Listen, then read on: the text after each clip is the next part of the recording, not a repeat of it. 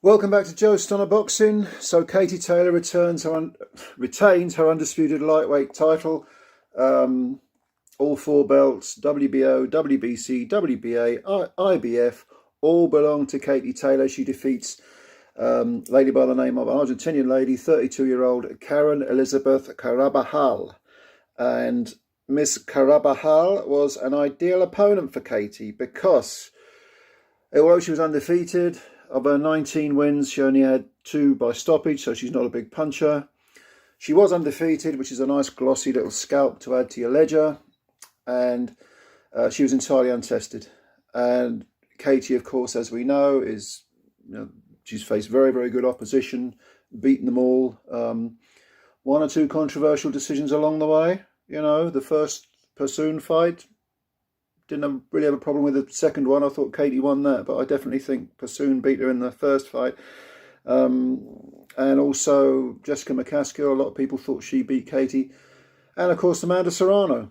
And the Amanda Serrano fight is the one that Katie's looking forward to. She wants that rematch. Could have gone either way. I thought Katie edged it. I thought she beat Serrano by a couple of points, but there's no doubt that Serrano certainly had her moments. Unfortunately for Miss Carabajal, Karen Carabajal, she did not have many moments in this fight, although I did give her 2 rounds. I made it 98-92, and I gave her those 2 rounds for reasons that I'll go into in a minute.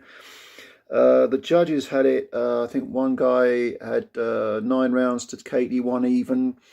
Another guy had, let me get this right now, 9 rounds to 1. And the third guy had it the same as me, 2 rounds to Carabajal, 8 to Katie. Now, it became absolutely apparent from the word go that Katie was faster, sharper, quicker with the feet.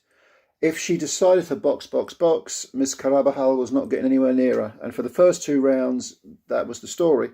In the 3rd and 4th round, Katie slipped into let's have a fight mode and gave Carabajal the only chance she had of winning. Because Carabajal was in a fight, was, it was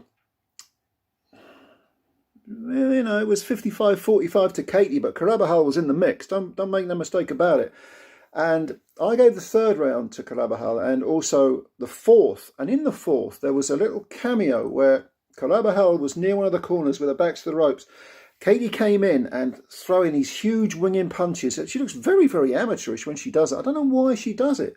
She just likes to have a scrap, a good old car park scrap, apparently, despite all her skills. And Carabajal clipped her. And for a split second, Katie looked, you could see that Karen Carabajal had got her attention. And she backed off and let her out the corner. Now, because of those 2 rounds, those are the 2 rounds I gave Carabajal, the 3rd and the 4th. And yes, I can understand that maybe you'd edge towards Katie, but they were definitely 2 much, much, much closer rounds. The corner gave Katie a bit of a finger wagging. Perhaps that's a little bit strong, but they certainly pointed a few things out to her.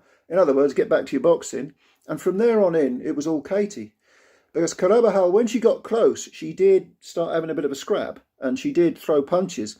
And she was connecting with the odd 1 or 2. And occasionally, Katie would threaten to slip back into that slugging mode.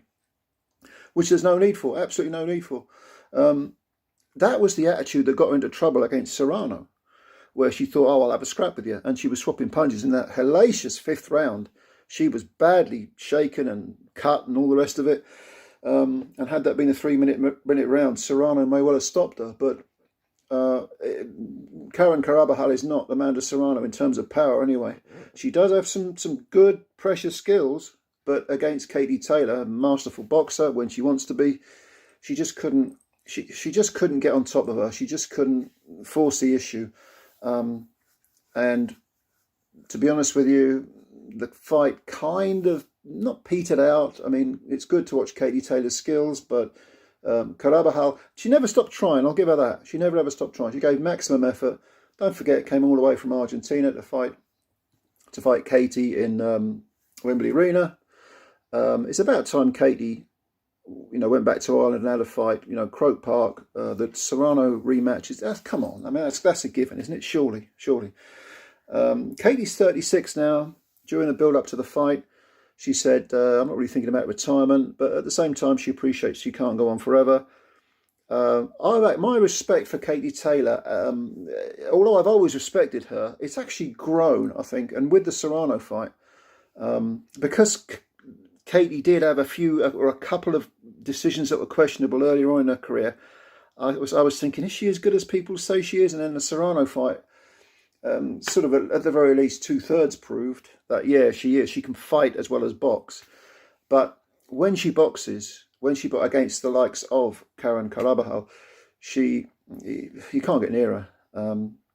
And Carabajal, if you look at her record, she'd fought absolutely no one. But she'll be a better fighter for having been 10 rounds with Katie Taylor, because she can study that fight, look back on it and say, you know what, I should have done this, I should have done that, I need to improve on this. And, there's nothing wrong with her heart, nothing wrong with her. Clearly she was in shape, in great shape. And I just think that she'll need to rebuild, but there's something left in the tank for her. She'll be a better fighter because she's 32, so she's got a few years left. And don't forget, of course, the women's boxing game is not as deep in terms of, the gene pool, the talent pool, whatever you want to call it, as the men's. Nowhere near as deep. It's improving all the time. And people like Katie, God bless them, I mean, they've done fantastic work in elevating the women's game. And yeah, I mean, this was a good fight. A lot of skills on display, and well done to Katie Taylor. But we need to see that Serrano rematch. We really do, in Ireland. It's got to be in Ireland. Come on, the Irish people deserve to see Katie fight in a mega fight in Ireland. Anyway, what do you think of the fight? Did you watch it? If so, leave your comments below if you got any. Subscribe to the channel, like the video. It's been a pretty good evening of boxing. I mean, that was a pretty good card, I thought. DAZN have coming under the cosh, aren't they, for all sorts of reasons. The Ben Eubank scandal, and they haven't picked up as many subscribers as they want. They're under pressure. They're losing money hand over fist. But this was a good show. So yeah, take a look at it. It's on DAZN. Kiko Martinez swinging the upset against Gordon Gill, and yeah, not a bad fight. Not a bad evening's fighting, I think. So, like I say, leave your comments below.